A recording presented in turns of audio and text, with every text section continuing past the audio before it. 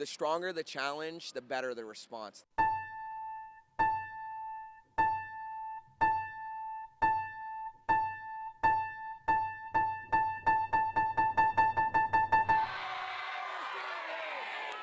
Welcome to the Strawberry Seals. Go, Shannon! Shannon Dugdale, the heart and symbol of relentless perseverance for the Novato Riptide. Without the use of her legs, she soldiered on. Now the Seals somehow overcame that overwhelming scene, and the presence of Zachary McIntyre, Jesse the Golden Boy Schmidt, Ethan Wellesley Winter, top talents in the league, and fueled by the Seals' own 8-and-unders, they pulled off a third straight win at the Marin Swim League's grandest stage, Indian Valley Pool. Hello everybody, another edition of In the Deep End with Coach Mehrad alongside, and wow, the Novato Riptide meets so many close finishes. Shannon Watrous is involved in a 3-wide finish. Grace Doherty just mixing it up there and just really battling Kelly Dugdale and the 100 IM. Coach, I mean, this shapes up to maybe battles down the road that could last for quite some time. Yeah, it was a fun meet. Yeah. It was pretty competitive. Mm-hmm. You know, we had a lot of tight swims, and the kids on the whole did really well. Speaking of do so well, I would have thought that these 8-and-unders, the kids, would just show up and just kind of be intimidated by the enormity of the IVC complex. It's just so huge, and you got the little campgrounds outside of it where all 10 teams are going to camp during champs. But no, they showed up, and they just didn't back down at all. Maury Gattner, no problem. 3 wins for the afternoon.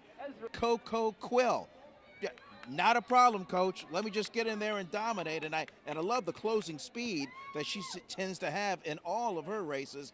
And then I want to talk about Cam Arianpour, gaining to be one of my favorites. You know what? He hits the wall and then boom, immediately rubbernecks and looks at the clock because he's obsessed with trying to get a best time. The kid is very competitive. You know, he's also a really nice kid. Mm-hmm. He's not mean-spirited in any sense. He's actually one of the sweetest, friendliest kids I've interacted with. So it's nice when you get that combination of, you know, a kid who's competitive and cares a lot about the swimming, but can keep it all in perspective. And, you know, when the races are done, he's all smiles and, you know, friendly to everybody. Moving on, let's talk about Nikki Glenn, shattering a 23-year-old record. And I'm looking at this record. 1991, I was in middle school. That was my second year in television in this market. That's how far back it goes. But Nikki, sensational performance again, Coach, huh? Yeah, he's been going for that record all season.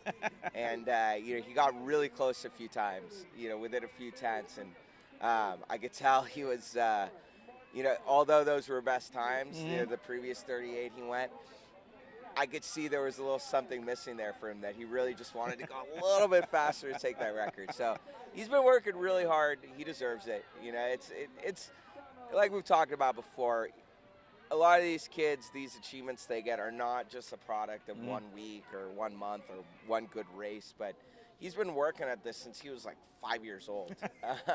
So, you know, he deserves it. It's a lot of years of putting in a lot of hours in the pool that, you know, are starting to really show. And kid's only 10, so he's got, you know, plenty of time to go and many more records to break. Another one I noticed that's been kind of raging over the weeks, Kalia Firmage. And over the weekend, breakout meet for her maybe? I would say instead of a breakout meet, I would say breakout year for her. Okay. You know, she's taken leaps each year in terms of her progress with her technique, and, you know, her times have been reflecting that. And Nora Riedinger, I got to admit, I was shooting the backstroke. I'm looking through my viewfinder. I'm kind of focused on the lead pack, and then out of the corner of my eye, I see some white water, and I go, oh my gosh, that's Nora Riedinger. She's going to win this thing. Yeah, Nora's got one of those tough summer league birthdays, you know, falls in the middle of the season. before the last qualifying meet for All-Stars. So whenever she's at the top of her age group, you know, for her to make her All-Star cut, she actually has to qualify for the next age group up. So she's been on a mission all season, works hard every day in practice. Really intense kid. You know, was asking all week tips on her backstroke. Really wanted to kind of make a leap in that one, and was able to put it together in the race and did. As you were sizing up your heat, how much of a chance did you give yourself to win? Well, Sarah Erickson was my biggest competitor because she's really good at backstroke too. But I was really confident that I could actually get the 13-14 All-Star time, so that's what I was going for. Yeah, I got to tell you, Coach, the extra work really pays off. And I'm not just talking about practice. And this is for all you parents and swimmers out there watching. If you want to get to the next level or make the most out of it, those Sunday practice coaches, those things are gold. To come out here and work with one of these coaches one-on-one, everything that my kids are is a product of those Sunday practices. It's like tutoring. It's the type of thing. Even the best kids in a tutoring environment can still get better, you know, whatever academic pursuit they're doing. And private lessons work the same way. It's, you know, you could take a kid with good skills and just really fine tune it. So it can be really beneficial. It's not necessary for a kid to become a, you know, competent fast swimmer, but like anything, you spend a little extra time, you know, especially in one-on-one environment, and it can help. I'll tell you another kid that's just making the most of it, and that's William Toadbush in the breaststroke. Here's a kid, full academic load. He's a Boy Scout. He dices, he slices. I don't know when he ever even sleeps, and he still comes to every practice and every meet. Yeah, Will is a special kid. He swims fast, and you know that's every coach enjoys that. But he contributes in a lot of dimensions to the team. He's just kind of an all-around leader, and he does it all in a really good-natured way. He leads by example, and he's nice to everybody on the team. I've never seen him say a mean word to any other swimmer. Just a good guy all around, and you know we're very, very lucky to have him on our team. Hey, speaking of lucky, that's just a perfect segue to your cell phone. How is your cell phone today? It actually recovered. Yeah, for those of you that don't know what we're talking about, you dropped your cell phone in the pool, and the swimmers jumped in and fished it out, and then there was seemingly in ruins in your hand, and these swimmers passed the hat, pulled up over $500 and handed it over. It was I never seen you affected like that. It was, you know, not so much the money, but just the idea that the kids spent the whole day, you know, taking a collection to get my cell phone replaced. You know, it was three kids in particular kind of led the charge. Becky McDonough, Amelia Rivers, and Spencer Ridge. They could have spent the meet eating hot dogs and donuts. Instead, they were out raising money for their old coach. So it was greatly appreciated. And, you know, any money that people don't want back, I'll be donating to our Swimathon fund. So, you know, it'll go to a good cause. Awesome, awesome. Hey, before we get out of here, one little thing on Rolling Hills, another road meet. And that's the kind of team, as I understand it from the Riptide folks, if you're not swimming for the Riptide, you're swimming for that crosstown rival Rolling Hills. A little word on them.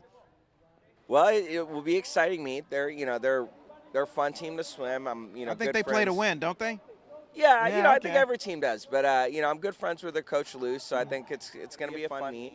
We'll probably be pretty long. You know, we'll be in a 5-lane pool, so it'll be a little test of our endurance and mental fortitude to kind of stay to the end as a team and you know, swim to the last race. I think this could be our closest meet of the year, and you know, the great thing about close meets is they get everyone excited about swimming and they get kids fired up for the races. So, you know, hopefully we have as many families as possible staying to the end, cheering us on. You know, even if you're done after breaststroke, kids can contribute significantly by being there to support their teammates. So I want to encourage everyone to really turn out for this meet and, you know, not bring just your best swimming, but bring your best spirit. All right, you hear that out there? Stingrays are next. That'll do it for this edition of In the Deep End with Coach Mehrad. Keep practicing, and always check for updates on StrawberrySeals.com.